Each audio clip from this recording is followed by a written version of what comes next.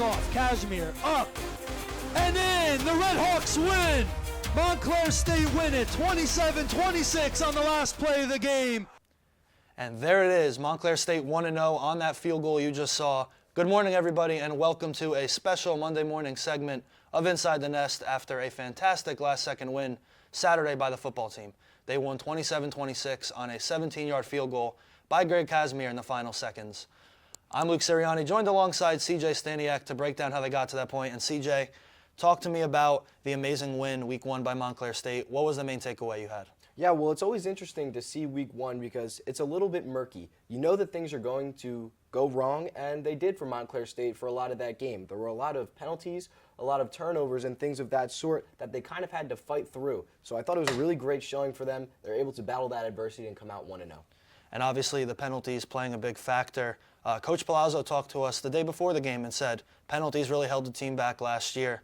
How did you think they really managed through it in the first half? I think they had some real early struggles with it. They did. They had a roughing the kicker penalty that was a little bit frustrating and led to a Gettysburg touchdown. And there were also just some other dumb penalties that didn't need to be taken at that point in time. And it allowed opportunities for the Bullets to kind of come away with an early lead as they led things 13-0 late in the second quarter. Speaking of special teams, that was one of the main focuses of Palazzo. He said he's really aggressive. He likes to get after the kicker. That's what led to that roughing the punter. And then, of course, the missed field goals. We had a missed extra point, 2 missed extra points, and then a blocked field goal. Just not the start they wanted, but again, at the end of the game, they really climbed back. Yeah, special teams is a huge emphasis for Montclair State, and throughout that first half, we kind of saw them try to do things, and it didn't quite work out to their advantage. Obviously, the roughing the kicker penalty, and then they also had extra points and field goals missed throughout that game. So I thought it was really great in the second half how they were kind of able to turn things around and get back to where they want to be on special teams. They had a huge blocked field goal by Ryan Visali took back for a touchdown, and then obviously the field goal to win the game at the end. So special teams ended up playing a huge factor in this game, both for good and bad for the Red Hawks. And as well as that, they opened up the offensive playbook really well. Down 13-0 at one point. Ended up bringing the score back, scoring 12 points to only trail by 1 at halftime. That really changed the tempo to them. They had the passing game going. We saw a variety of different running backs outside of Henry Lewis. And, I mean, a little bit about the defense, too. You really like the pass rush on Gettysburg's QB.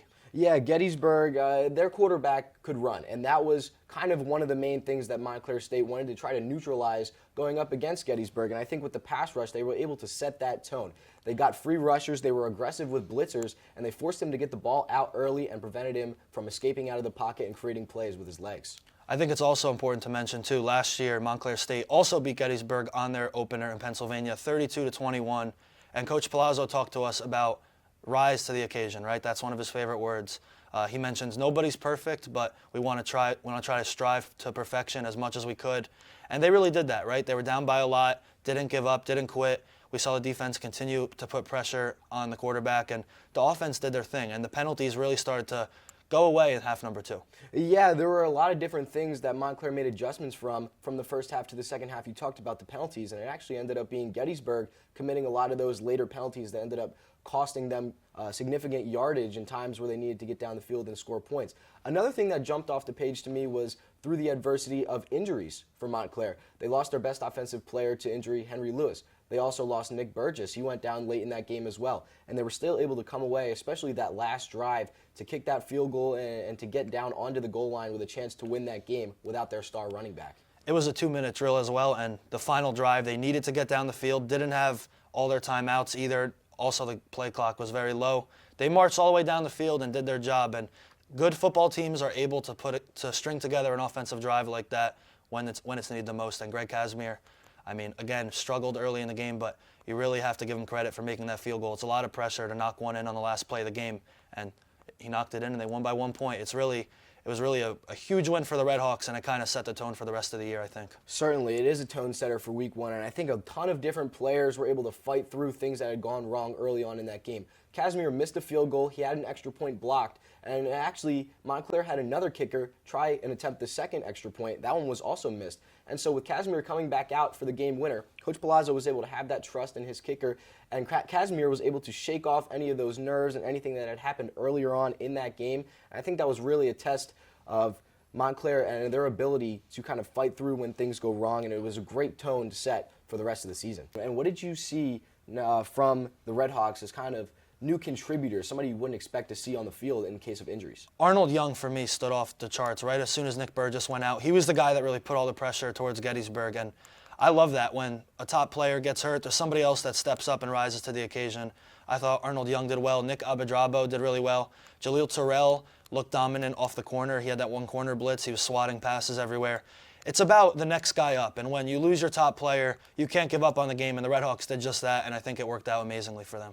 Somebody that stood out to me also was Adonis May, who hit the quarterback a number of different times for Montclair State. He was able to get off the edge there. In a situation where Burgess can't necessarily come in and play right away next week, do you expect maybe May to kind of take over that role, especially neutralizing the quarterback? I think he could. I'm still going to go with Arnold Young, still on the pressures on QB, but Adonis May as well had an amazing game. And Coach Palazzo talked to us too as well about the defense. He said, I love our defensive line matchups versus anybody, and I think you and I really could attest to that watching week one. It was just all pressures on the quarterback. The run game didn't work too well for Gettysburg in the second half. It's all about those halftime adjustments from Coach. Yeah, certainly, and that defensive line of Montclair State, super strong, super fast, and that's something that really kind of stands out against other teams. And you mentioned Arnold Young, got into the backfield a number of different times, and these free blitzers weren't even being picked up by the Bullets. It was Montclair State with a free rush and hitting the Gettysburg quarterback pretty much every single time.